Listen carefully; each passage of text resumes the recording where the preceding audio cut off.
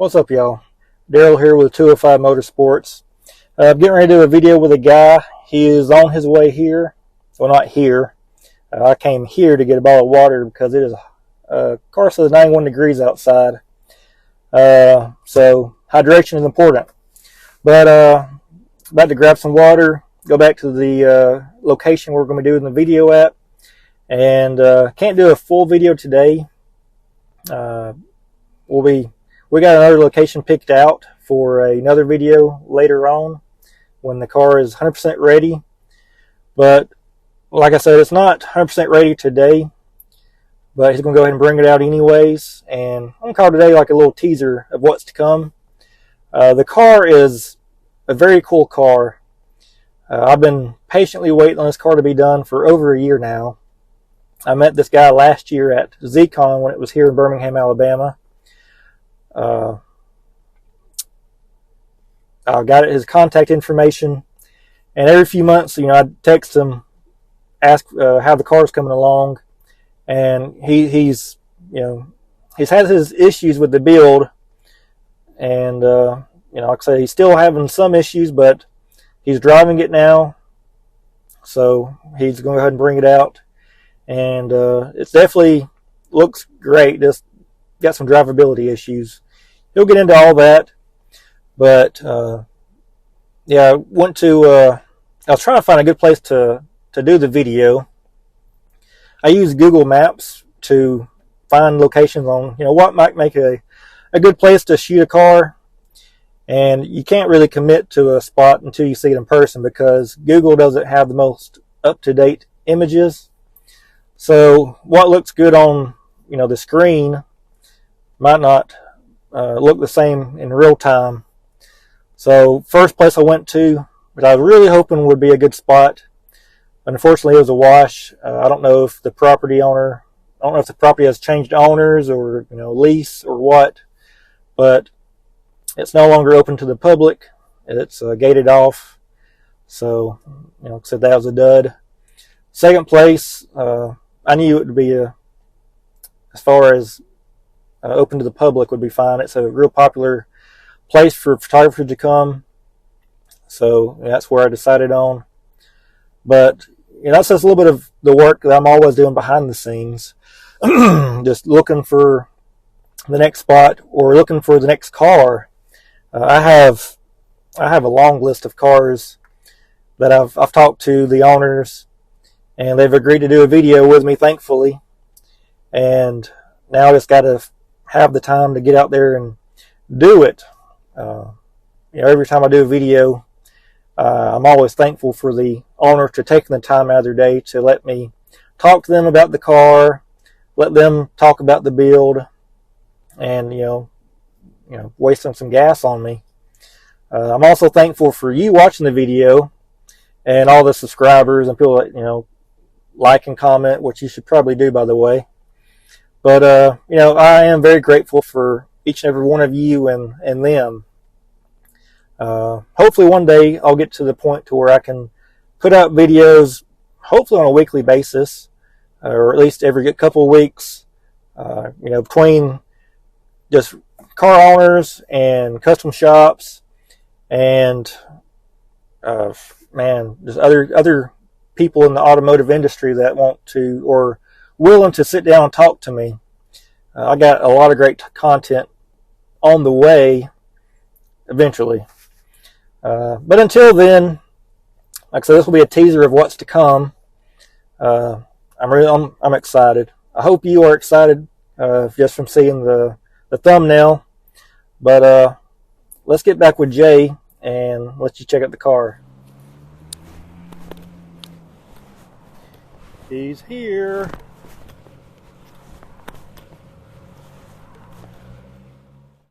Alright, y'all, I'm back and I'm here with Jay, the owner of this Datsun 280Z. So that's the Z over there. Jay, let's go check it out. Okay. What's your history with this car? Well, this is the third one of these I've had, but this one I've owned since 1996 or 97. I can't remember. But yeah, I came home from work one day and this car was sitting in the driveway with a big bow on top of it. My wife had bought it, and yeah, I was quite surprised. But we drove it bone stock. I put some different wheels on it, different exhausts, but we didn't do anything to it other than that. Probably for 8-9 years, something maybe for a while. She daily drove it to work. She got a speeding ticket in it one day on Oxmoor for 71 miles an hour in this thing. Oxmoor Drive, Oxmoor Road. Okay. It's about a 45-mile-an-hour road. So yeah, it was a fun car. But it had gotten to the point where it was just, we were seeing paint bubbling up and just rust problems. Showing its age. Yeah, and it had a cheap paint job on it. I was never happy with it. So 2006, I drove in the garage, pulled the key out, started tearing it down. I said, "This is it. We're gonna rebuild this thing and make it better and make it right."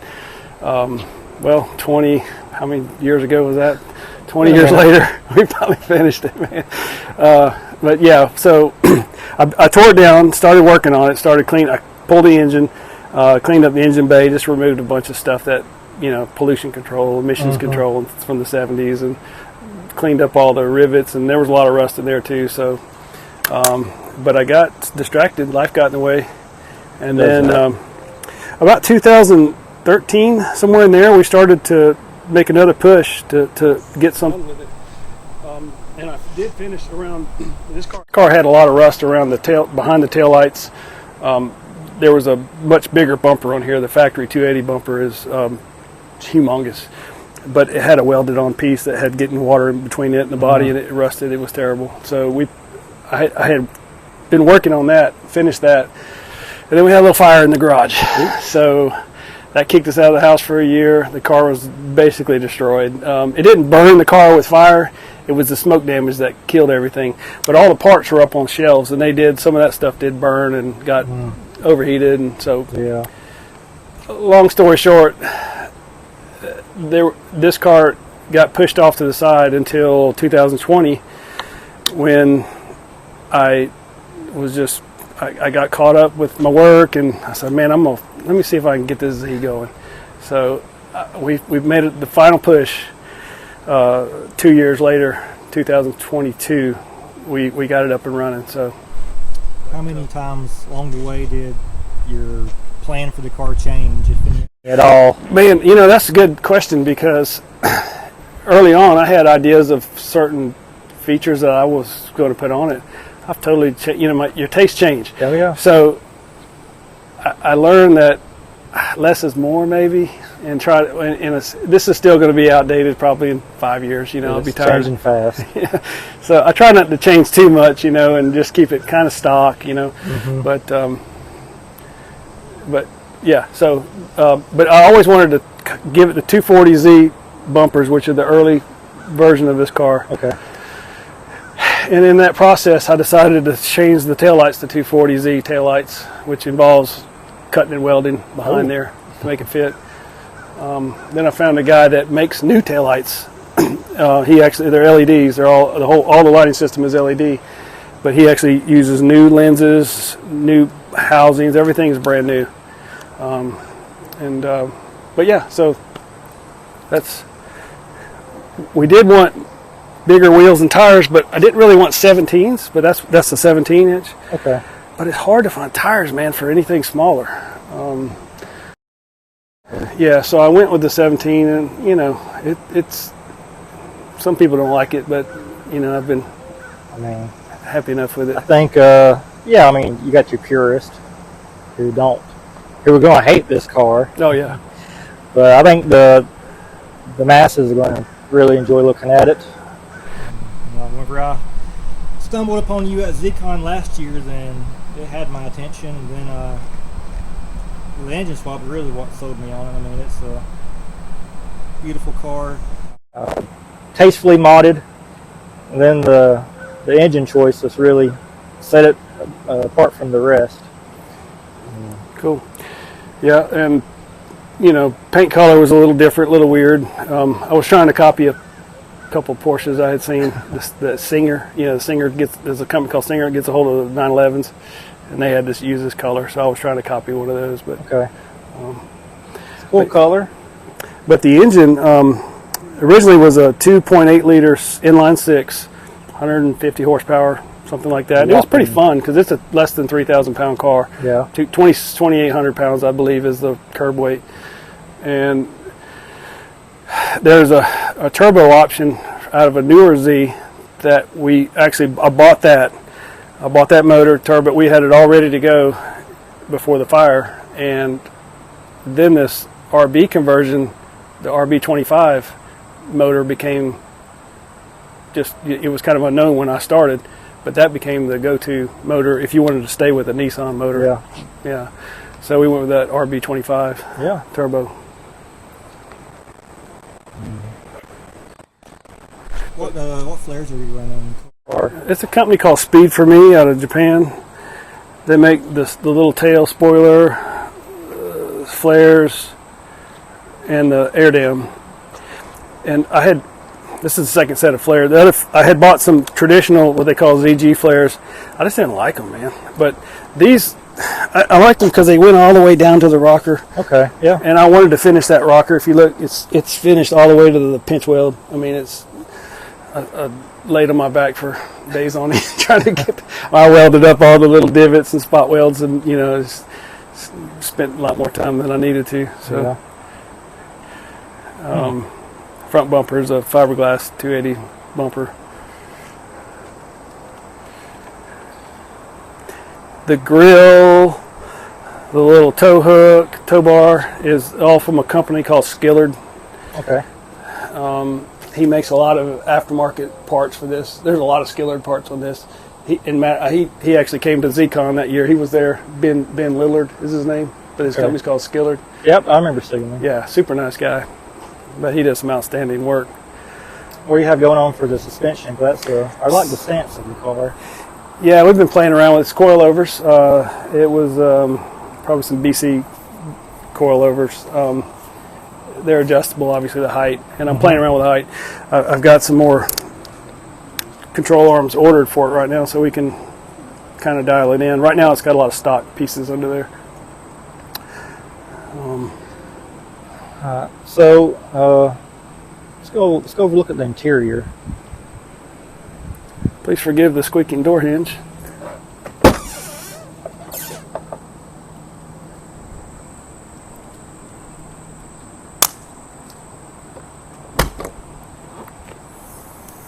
So everything's been replaced, all the weather stripping, door panels, all the sound deadening, in the doors, everywhere. It's hinges were rebuilt.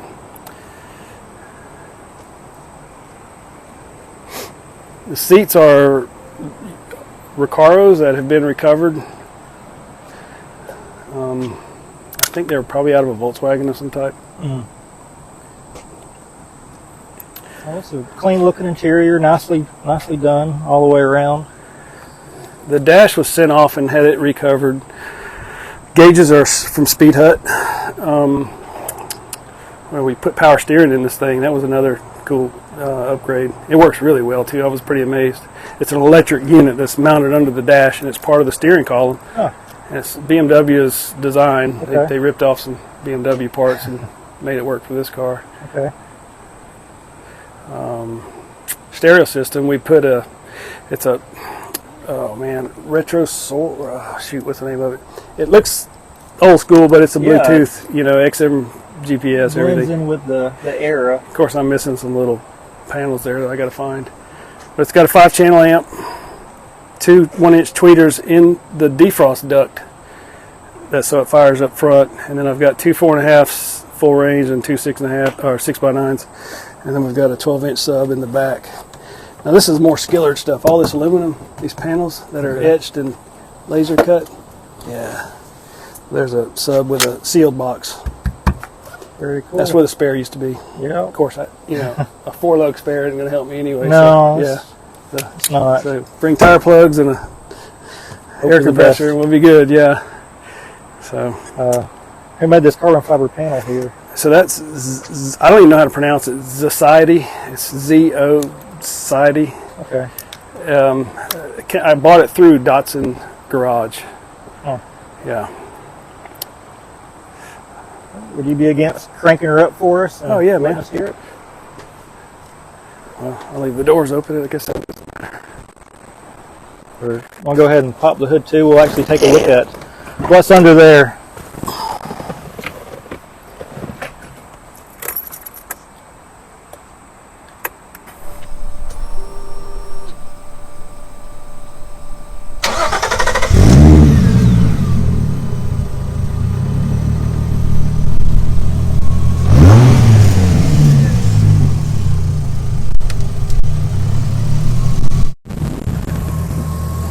So the engine management is AEM Infinity,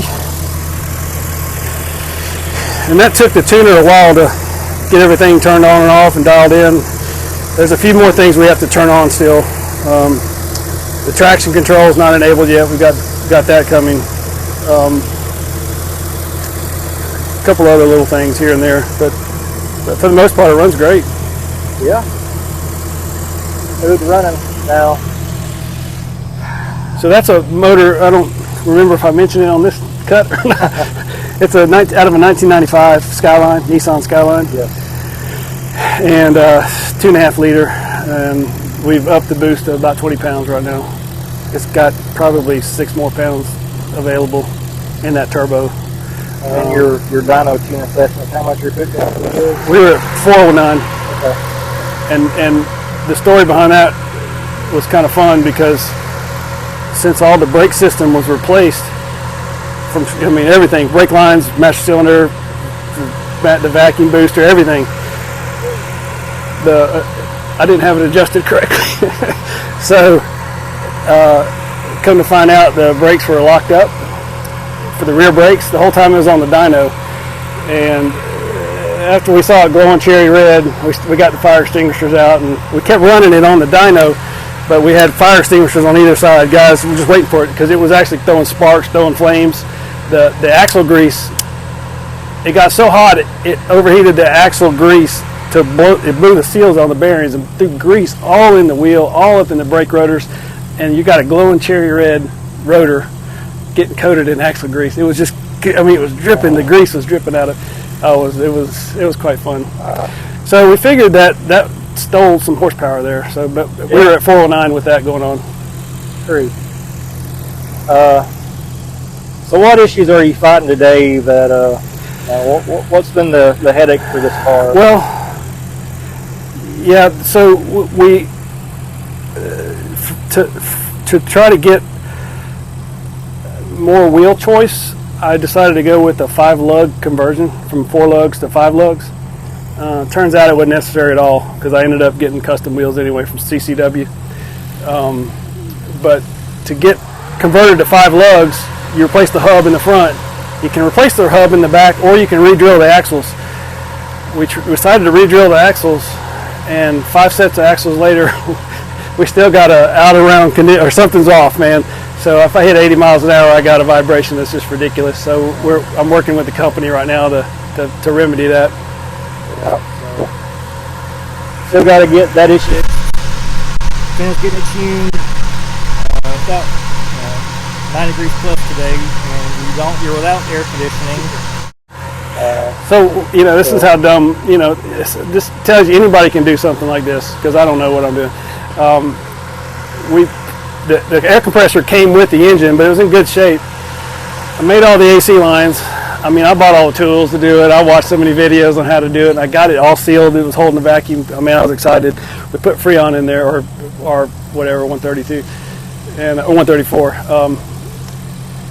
Forgot to put oil in it, so the compressor didn't last long. Right. Probably about 10 minutes. We had the air conditioner Yeah. about 10 minutes. Yeah. So now I got to get a new compressor and put some oil in it. But yeah. Well, Jay, I think that pretty much covers it. Yeah. Well, Until next time, anyways. thank you, Daryl. So no, thank you. So looking forward to getting to really take a ride in this car and seeing what she can do. All right. Thanks, Jay. Thank you. Well, all right, y'all. That's a wrap. Just heard him pull away and rev it out. It's a good sounding car. Looking forward to doing a full video on that car. I highly recommend you subscribe. Come back, check it out. Big shout out to Jay for allowing me to do this. and all of you for watching this. Appreciate you watching, and until next time, I'm out.